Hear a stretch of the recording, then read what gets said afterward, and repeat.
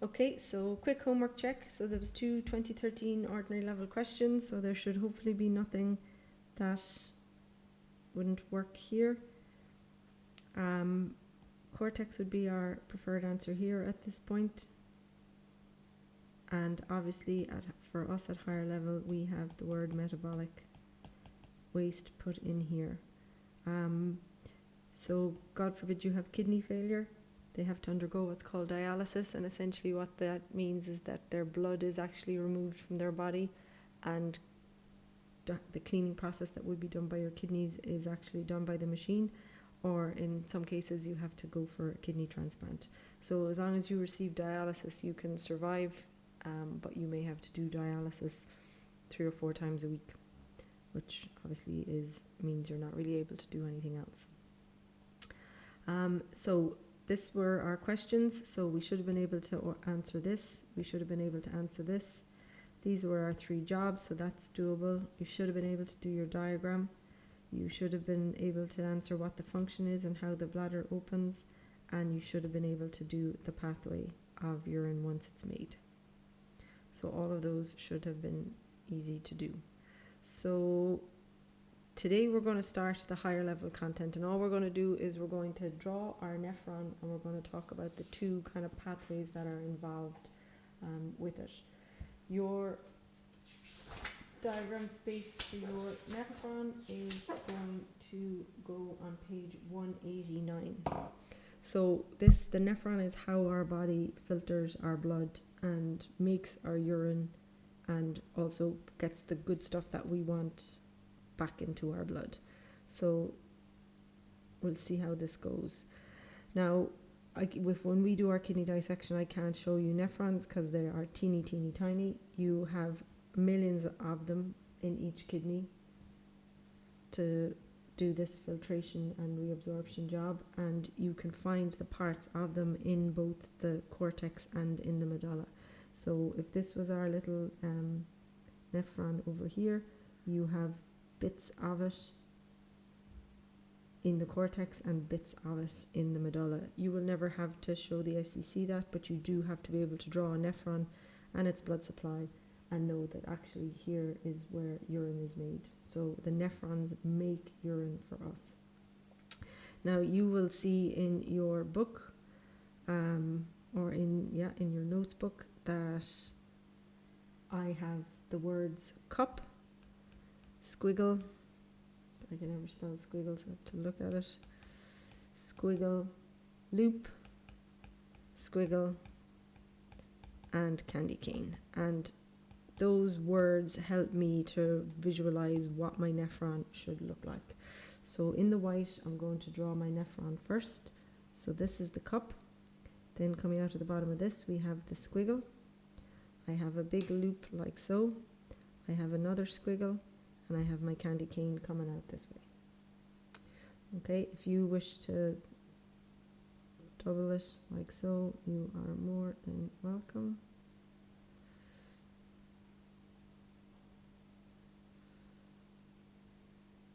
Okay, and that is those. Now, in terms of the blood supply, there are parts of the blood supply that we actually have to get right in our nephron diagram, and there are parts that we don't really care about.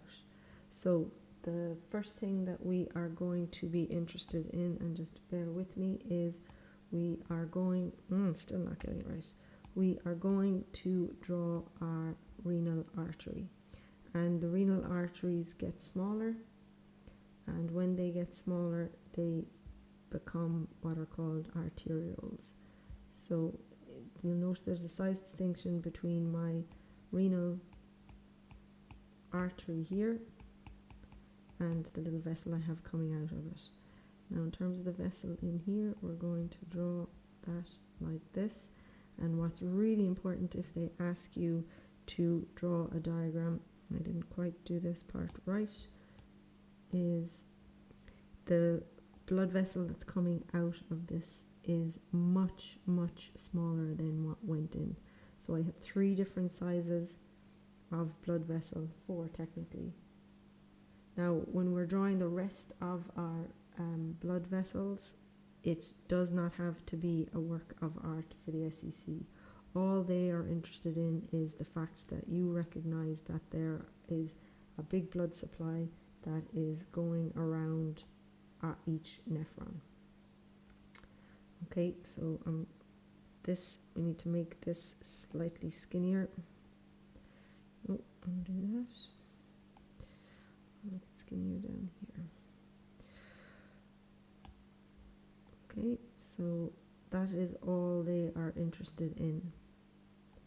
And you might like to go like this and like this. So they're not looking for perfection, but they are looking that you have an idea that there is, shall we say, a red side, so an oxygenated side to your blood vessels, and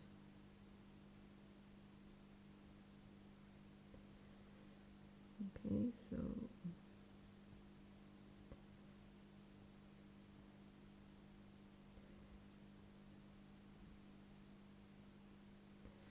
okay, so that is our blood supply, and the white is our nephron. And now we're going to get to labeling.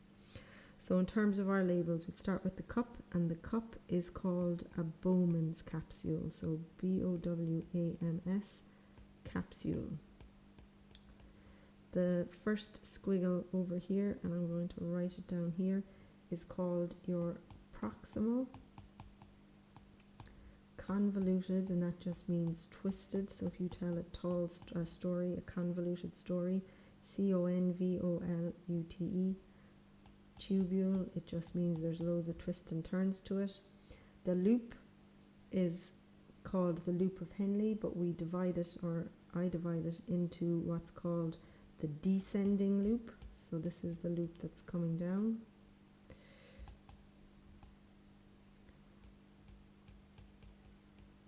And this part here is the ascending, meaning going up. And it is called a loop of Henle, H-E-N-L-E.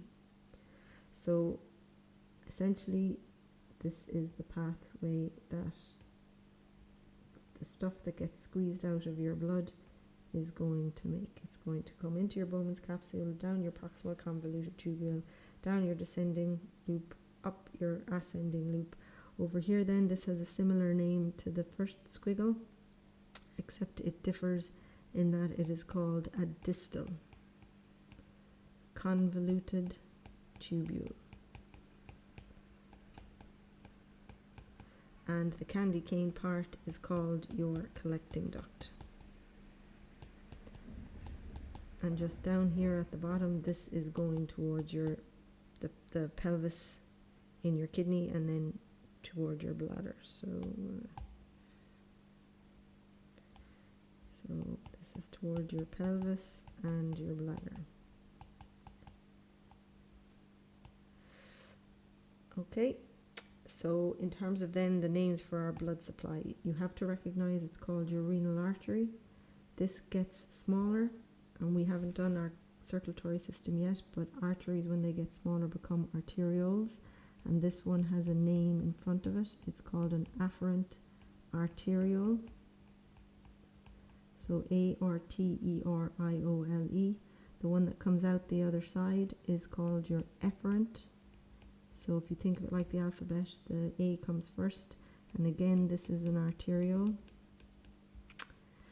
The stuff that is down here is called your glomerulus, and this is a load of blood capillaries.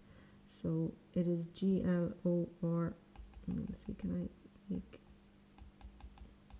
that slightly better for you? I'll write it at an angle maybe and give us more room. So here it is our efferent arteriole,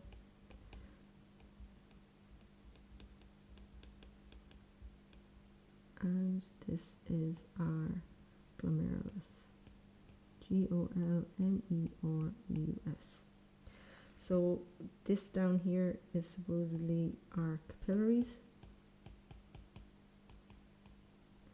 and our capillaries eventually wind up to become a renal vein over here.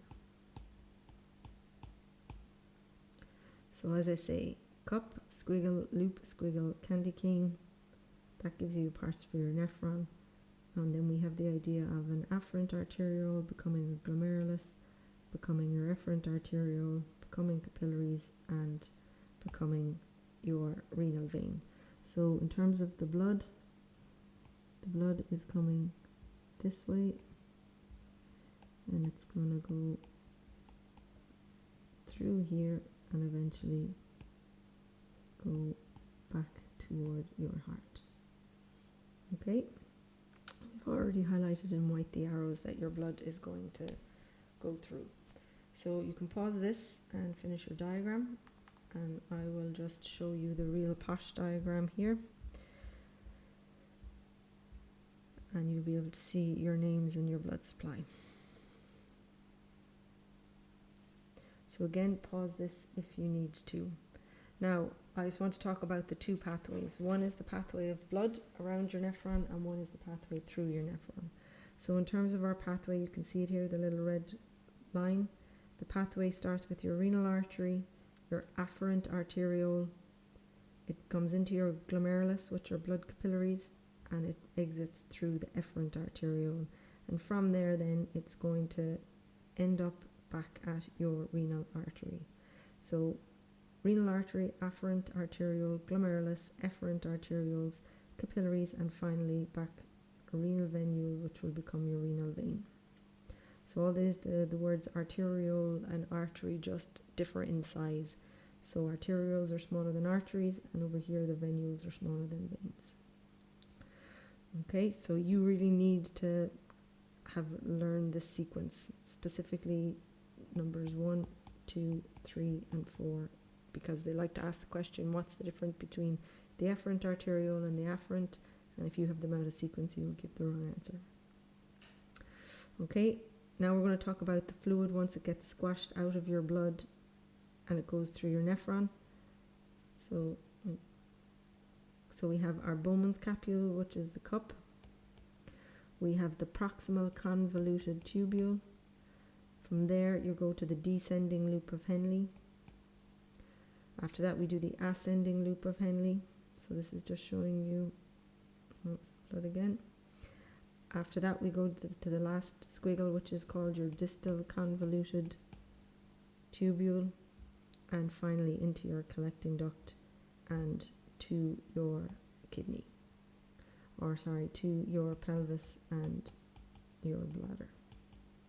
So your job now before we talk again next week is to have the sequence, because we're going to talk about what is reabsorbed from your nephron and where does it happen. And I give you a stupid sentence, but if you don't know this order, so proximal, descending, ascending, distal, and collecting duct, it's going to make life hard for you. I am on Zoom for the duration. Get in touch if you need to.